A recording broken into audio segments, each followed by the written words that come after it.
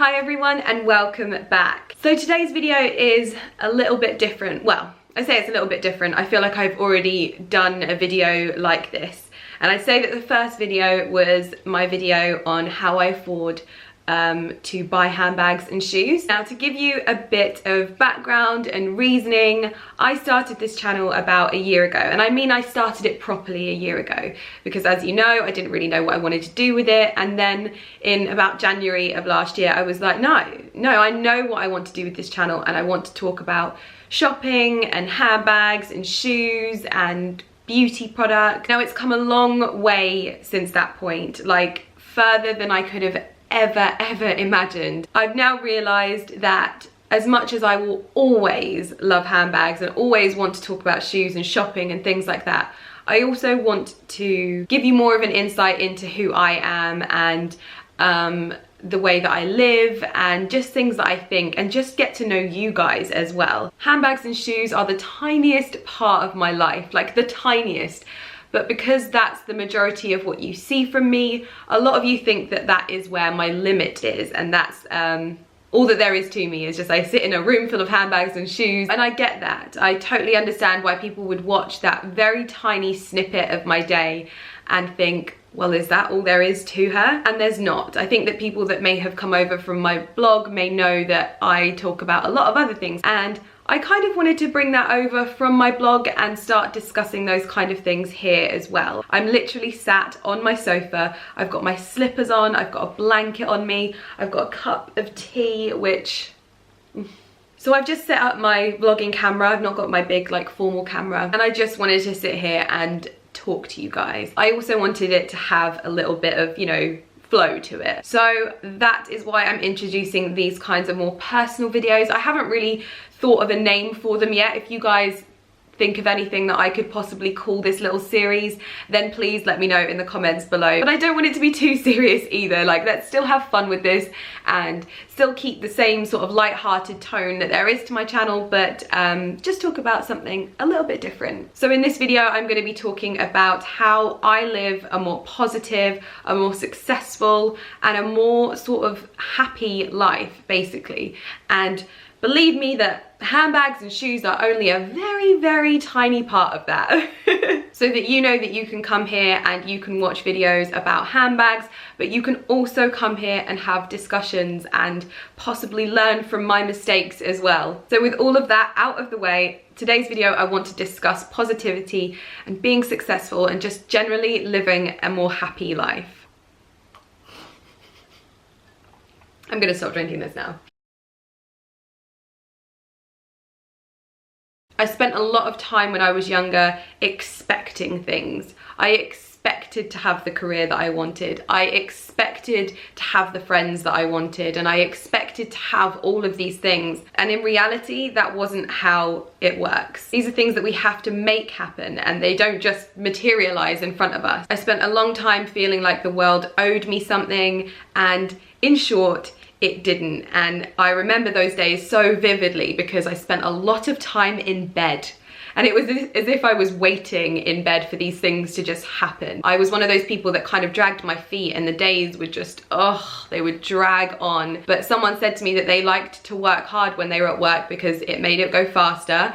They got so much more done and they felt more accomplished. So I began working harder, and in working harder, I learnt what it was to succeed at things. And I'm not talking like be a success in life, but just completing tasks and completing things in my life that I wanted to get done. And the sense of achievement made me realize that I was gonna have to work hard towards the things that I want. And I see this mindset a lot in my comments, and it really makes me sort of want to make these videos even more so that I can hopefully maybe help those people change their mindsets, that you cannot expect things to just materialize in your life.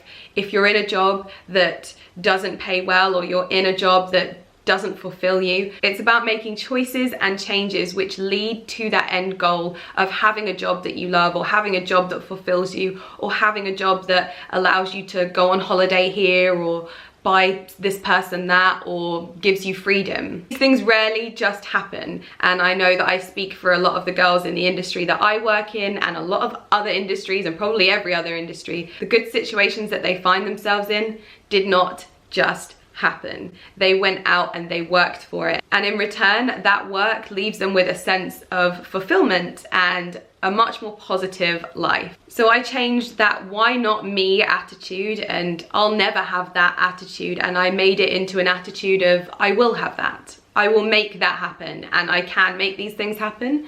And that is probably one of my most important life changes that I ever went through. Gradually, over time, changed my mindset and realized that I wanted to work hard and I wanted to achieve the things in life that I wanted to achieve. Fools stand on their island of opportunity and look towards another land.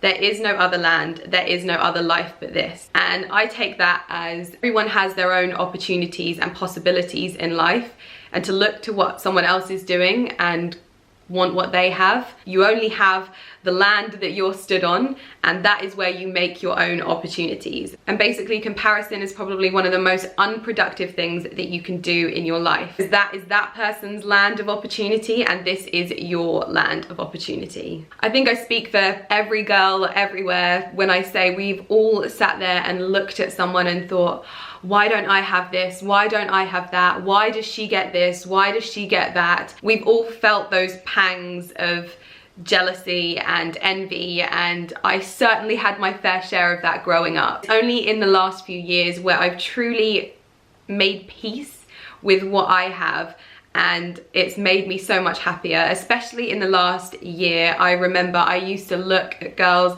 in this industry and I couldn't understand why was that not me, and yet I had some of the most incredible opportunities coming my way. I was almost giving those things a negative spin because I wasn't happy with those. I wanted what she was doing. Nowadays, comparison is not a factor in my life. I don't look at what other people have and let it make me think negatively on what I have. Instead, I look, I admire, I appreciate the hard work that must have gone into that, and I go back to working on my own goals, because that's what it is. You have your own set of goals, and that person's goals might be completely different to yours, and making sure that your mind is always set on what you're doing. It doesn't have to be something that negatively impacts your life. You don't have to look at what someone is doing and let it make you feel bad about it, whether she's got a better body than you, whether she's got more handbags than you. Those things do not affect your life. It is so incredibly important to be able to look on at the people around you, your peers, the people that you work with, your colleagues, and appreciate their situations and not let it make you feel bad about yours. Just have a sip of tea because we've been talking a lot.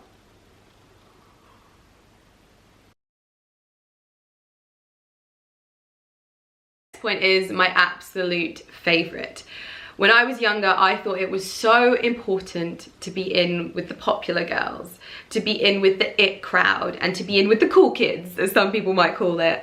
And I think that one of the most important lessons that I have learnt over the last few years is it's not important. I actually met my best friend in the last 5 years. I didn't take any friendships that I made at school, mainly because there wasn't many, with me in my journey so far, and I met her in the last few years and we couldn't be more different. She likes colour and garish prints and baking and all of those things, whereas I like overpriced handbags and shopping, but yet we still have this common ground of interests that mean that when we sit together we just talk for hours and hours and hours. And that's my little area of positivity, with those people that feed my life and bring something to my life and bring that sense of hominess and trust. And I know that there's never going to be any competition or bitchiness. We're just in this bubble of friendship. I think I've learned more about friendship in this last year than I've ever learned in my life. I took chances, and I'm not saying that you shouldn't take chances, but I did take chances, and I opened up and I attempted new friendships, and not all of them worked out, and not all of them were with good people, but I'm glad that I took those chances still, and I learned. It really taught me what makes a good friend. A good friendship is the person that you can call when you need them, or the person that can call you when they need you, the person that you trust unequivocally. And that doesn't necessarily mean the person that looks the best in an Instagram picture. Sometimes you might even find yourself in a position where you do have to cut someone out of your life that you never expected to, whether that's a friend or a family member. I know that I found myself in this situation over the years. It took me a long time to accept that sometimes there will be those people that take far more from your life than they bring. And I had to really, it was a real test for me to be able to say, do you know what? I can't do this anymore. I've always had this saying, always at the back of my mind, that you have to protect your positivity. You owe it to yourself to make sure that no one brings your space of positivity down. And if you do have to sit back and assess whether they should be in your life or not, that's not a reflection of you. Sometimes these situations will arise and it's all part of growing and learning. But yeah, sometimes I feel like I want to get like protecting my positivity on a t-shirt. I feel like I go on about this in my videos a lot, and I'm always talking about taking care of myself, scheduling in me time, but that is so incredibly important to maintaining a healthy, happy mindset. It doesn't mean that because you're taking time out for yourself, you're not doing anything for anyone else, but it is a little time of every day that you take for you, whether it's going to the gym, whether it's going to the spa, whether it's meditation, yoga, Pilates, getting your nails done, whatever it is, give yourself time to just reflect and be quiet, because being quiet, whether that's being like noise quiet or just being quiet within yourself, is so incredibly important. I know that I find myself constantly on the go sometimes. January was one of the craziest months I've had. I was out of the country for like 95% of that time, and I didn't have a lot of time to schedule in for myself. So now I'm taking time for afternoons like this where I get to sit with a cup of tea under a blanket and just relax. And if that is your self-care, make sure that you schedule time in for that every day if possible. If you can't manage it every day, at least, you know, every couple of days, once a week, just give yourself that time to just be yourself and relax and reflect, because oh my god, it's the biggest gift that you can give yourself, basically. I think that this is the only point in this video that actually I can relate back to handbags and shoes for once. But basically, exactly that. Do what makes you happy and don't let anyone else tell you otherwise. Now, I do receive a few comments here and there about spending money, handbags and things like that. In fact, I actually read an article where someone that I really respect and admire, and is someone that I follow and am really invested in, they actually wrote an article which was essentially kind of bad-mouthing what I do. And I had to respect that that was their opinion and take from that what it was.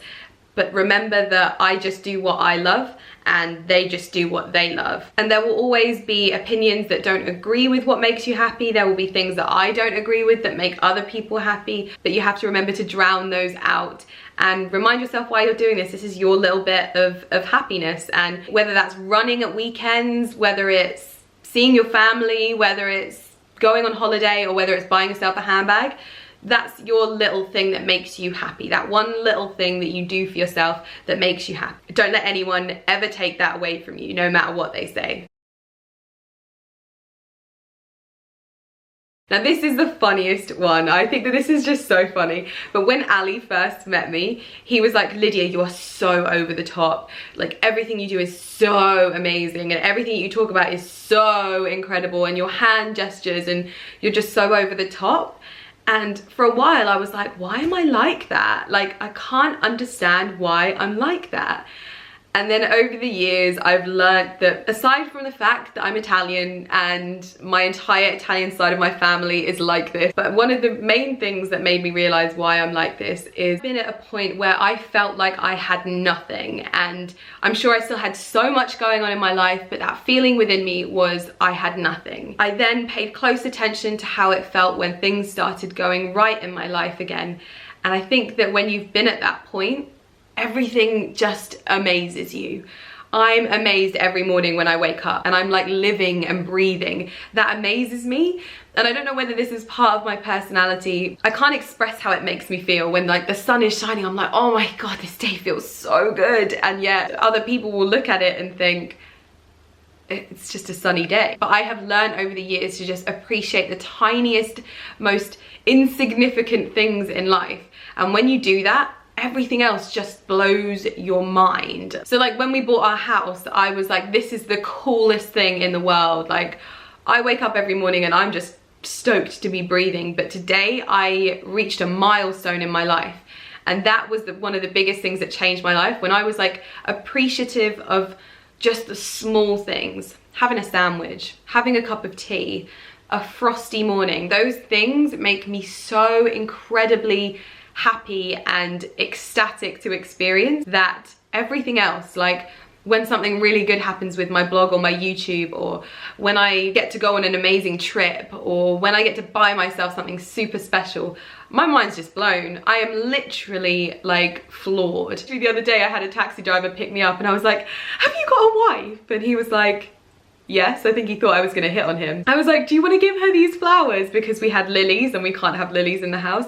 And I was so incredibly happy to be able to share the happiness that that one bouquet gave me with someone else. So I was able to take something from that bouquet, give it to someone else, and hopefully that would make their day as much as it made mine.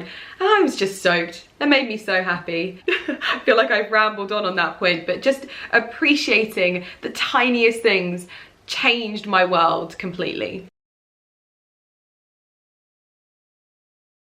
As much as I want people to dream big and like go for everything that they want and always be positive, even I don't live like that. And sometimes I have down days, and I try my hardest to be as open and honest about those days as possible. But there are days when I don't believe in myself and I'm not positive, and I have to soldier through the days, and they're very, very rare, I have to admit. These days they are so rare. But when they do happen, I embrace them, and I really, really take from that so much. In fact, I treat it like the negativity and the positivity online. I have to take the positive days with a pinch of salt, and I also have to take the negative days with a pinch of salt. And obviously I am not talking in terms of mental health and you know, depression and anxiety and things like that. That's not what I'm talking about here. This is more about mindset and changing that. It's not obviously illnesses and conditions. I know that those are far more serious, and it takes a lot more work than just changing how you think. This is the big whopper, the biggest cliche that I could ever tell you, but it's be yourself. When I first came to YouTube, I've mentioned this in another video, I thought that I had to be someone else, and I sucked.